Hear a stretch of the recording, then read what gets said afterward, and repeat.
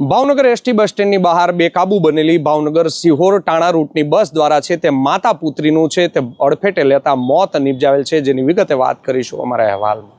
વૈષ્ણવજન તો તેને કહીએ જે પીડ પરાઈ જાનાને રે। નમસ્કાર દર્શક મિત્રો, નવજીવન ન્યૂઝમાં આપનું સ્વાગત છે। હું છું આપનો યશપાલસિંહ ચૌહાણ। ભાવનગર શહેરમાં આવેલ એસટી બસ સ્ટેન્ડમાં આજે એસટી બસ છે તે બેકાબુ બની હતી ને ભાવનગર સિહોર તાલુકાના રામધરી ગામથી વાસણની ખરીદી કરવા માટે આવેલ માતા પુત્રી છે તેને અડફેટે લેતા તેમના ઘટના સ્થળે જ કમકમાટી ભર્યા મોત નિપજ્યા હતા। જ્યારે એક મહિલા છે મધુબેન નામના, તેમને ગંભીર હાલતે અત્યારે ભાવનગર શહેરની સર્ટી હોસ્પિટલ ખાતે છે તે ખસેડવામાં આવ્યા છે।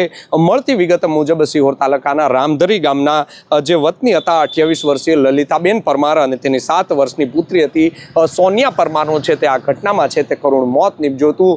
એસટી બસનો જે ચાલક હતો દિનેશ નામનો વ્યક્તિ છે તેણે એસટી બસનો કાબુ ગુમાવ્યો હતો અને એસટી બસ સ્ટેન્ડની બહાર નીકળતા જ સામે આવેલું જે ક્રિકેટનું જે ગ્રાઉન્ડ છે તે ગ્રાઉન્ડમાં છે તે બસ ઘૂસી ગઈ હતી ને ત્યાં જે રાહ જોઈને ઊભેલા જે મહિલા તેમજ તેની જે દીકરી છે તેનું વાહન અકસ્માતમાં તેને અડફેટે લેતા તેનું મૃત્યુ છે તે નીપજ્યું હતું। આ મામલે છે તે ભાવનગર પોલીસ દ્વારા ત્યાં સ્થળ ઉપર પહોંચી જઈને જે એસટી બસનો ચાલક છે તેમની છે તે અત્યારે અટકાયત કરવામાં આવી છે। માતા પુત્રીનું મોત થતા માહોલ છે તે ગમગીન બની ગયો હતો।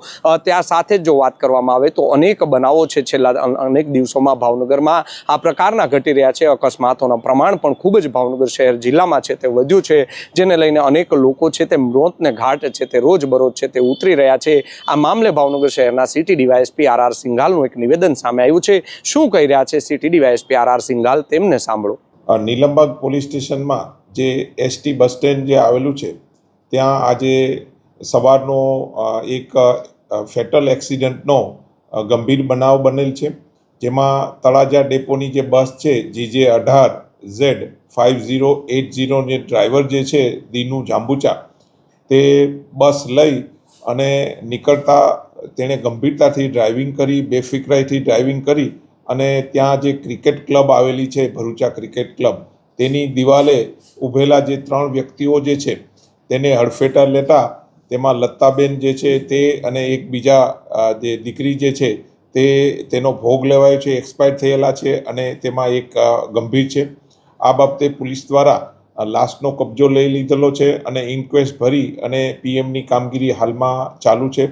તેમજ આ કામે પોલીસ દ્વારા જે આ ડ્રાઈવર જે છે દિનેશ, તેને બી પોલીસ દ્વારા હસ્તગત કરી લીધેલા છે અને હાલમાં ફરિયાદ લેવાની કામગીરી ચાલુ છે।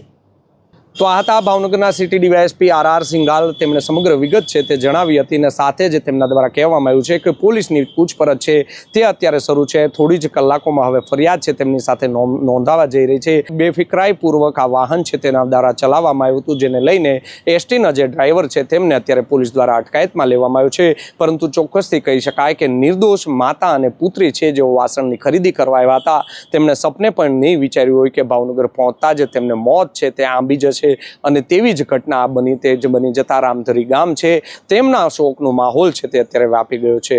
યશપાલસિંહ ચૌહાણ, નવજીવન ન્યૂઝ, ભાવનગર।